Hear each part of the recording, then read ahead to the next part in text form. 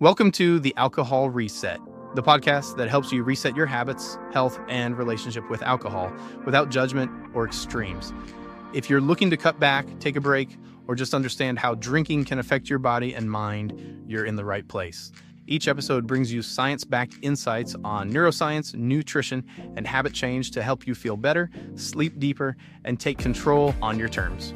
This podcast is brought to you by Cloud9, makers of Daily Restore, a once-a-day supplement to support your body from alcohol's effects, and Rise and Unwind AM/PM, a 24-hour combo to curb cravings, balance mood, and improve sleep when taking a break. Go to trycloud9.com and use the code PODCAST to save 15% on your next order. I'm Mike Hardenbrook, best-selling author, neuroscience enthusiast, and habit change expert.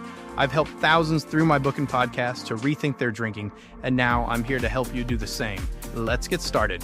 You ever have those days where you're like crushing it, feeling good, sticking to your goals, like you're the king or queen of willpower, and suddenly that one drink, it's like this massive uphill battle. If that sounds familiar, we'll stick around, because today we're diving deep into something that might just change the game for you. Decision fatigue. It's this sneaky little thing that can really mess with our best laid plans, especially when it comes to resetting our relationship with alcohol. And we're going way beyond just willpower here. We're going to unpack the actual science of what's happening in your brain, so you can finally understand why resisting that drink after a long day can feel like, well, trying to move a mountain. To get to the bottom of this, we're going to tap into some fascinating research on decision fatigue, specifically as it relates to alcohol. No more just trying harder. Let's get some real knowledge and understanding on our side. All right, first things first. Imagine your brain. It's like this incredibly powerful engine, right? And its main fuel, the stuff it runs on, is glucose. That's a type of sugar. Now, here's the thing. All day long, you're making choices. Big ones, little ones, it doesn't matter. Every single decision you make, it takes a little sip of that brain fuel, that glucose. So it's like your mental gas tank is slowly emptying as the day goes on. And as that fuel gauge gets lower and lower, well, your brain's ability to make smart, solid decisions, it starts to sputter a bit. That's decision fatigue in action, folks. Think about it. You know that feeling at the end of a long day where your brain is just fried? It's partly because you're low on mental fuel, making it way harder to resist those urges. It's why for a lot of people, late afternoon, early evening, those witching hours, as they're sometimes called, that's when sticking to good intentions becomes the toughest. Whether it's skipping that extra drink or going for that healthy snack, you're running on fumes, mentally speaking. Now, here's where things get extra interesting when we throw alcohol into the mix. Because alcohol, it doesn't just sit there passively. It actually messes with this whole brain energy situation we've been talking about. Research actually shows that alcohol can make things even worse for your brain's glucose metabolism. So think about it. You're already mentally drained from a day full of decisions. Glucose levels are dipping. Then you introduce alcohol, and it throws another wrench in the works.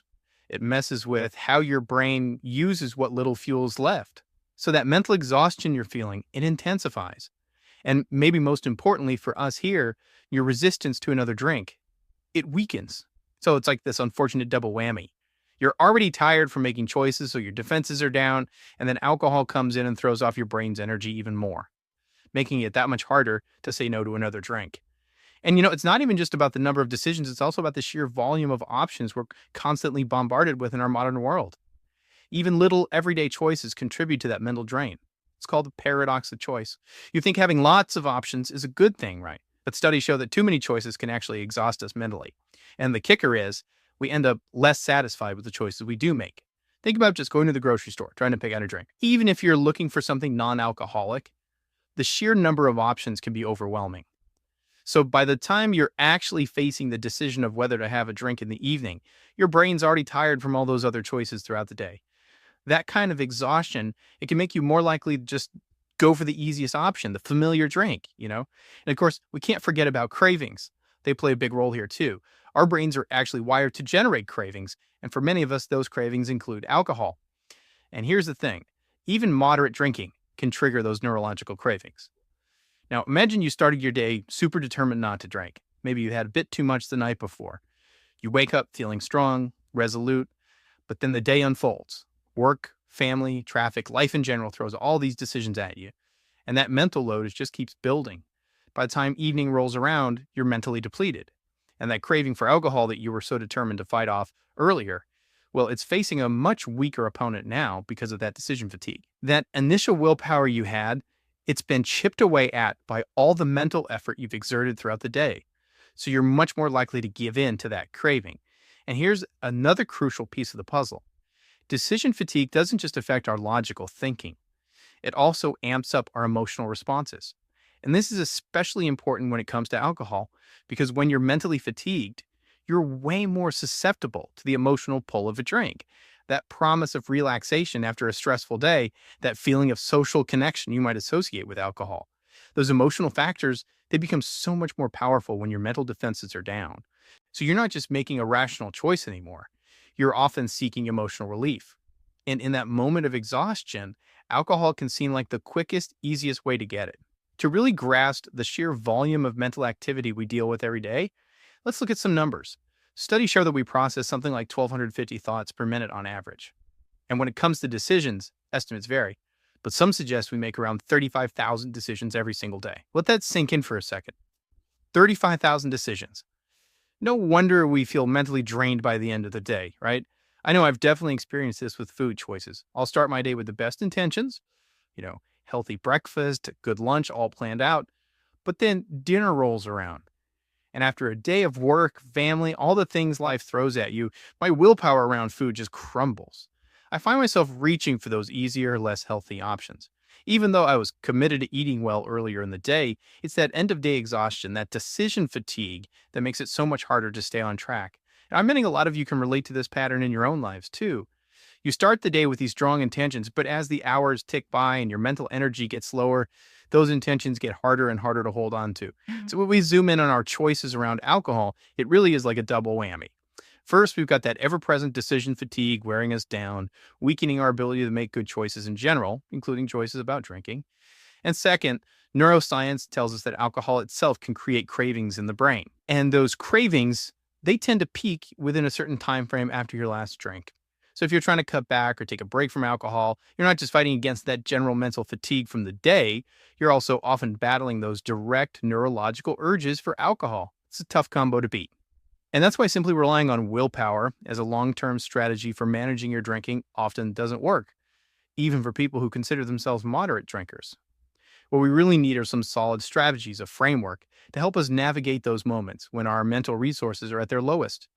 It's not about just gritting our teeth and pushing through. It's about having tools and understanding to make things easier on ourselves. So the big takeaway here is this. Decision fatigue. It's a real thing. It's powerful. And it can seriously sabotage our ability to resist alcohol, especially after a day filled with all sorts of choices, big and small. We've dug into the science behind it, how our brain relies on glucose as fuel, and how that fuel gets depleted throughout the day. We talked about how alcohol itself can mess with this process, making it even harder for our brains to use the fuel we have left. We explored that paradox of choice, how too many options can actually exhaust us. And we talk about the power of cravings and how they can be intensified by decision fatigue. And how decision fatigue doesn't just affect our logic, but also ramps up our emotional responses, making us more vulnerable to those tempting drinks. All these pieces fit together to help explain why that evening drink can feel so hard to resist, even when we're truly committed to cutting back. So as you continue on your journey to reset your relationship with alcohol, remember this. If you struggle with willpower, it's not because you're weak or lacking commitment. It's often because of these basic biological and psychological factors that we've been talking about. Understanding that can make a huge difference. So here's something to think about. Now that you know about decision fatigue, are there small practical changes you could make in your daily life to actually reduce the number of decisions you have to make, especially during those tricky witching hours when you're most vulnerable? Maybe you could try automating some of your routines or making important decisions earlier in the day when your mental energy is higher. How can you use this knowledge about how your brain works to shift your approach to your alcohol reset journey? So it's not just about willpower, but about setting yourself up for success by making things a little easier on your brain. That's what it's all about, folks. Until next time, take care. That's a wrap for today's episode. If you got something out of this, do me a quick favor. Leave a rating and review on whatever podcast platform you're listening on. It helps keep the show going and would mean the world to me. Got ideas, comments, or questions? Shoot me an email at mike@trycloud9.com. I'd love to hear from you. And if you're looking for extra support, check out Cloud9, makers of Daily Restore, a once-a-day supplement to support your body from alcohol's effects, and Rise and Unwind AM/PM, a 24-hour combo to curb cravings, balance mood, and improve sleep when taking a break. Go to trycloud9.com and use the code PODCAST to save 15% on your next order. Thanks for listening, and I'll catch you next time.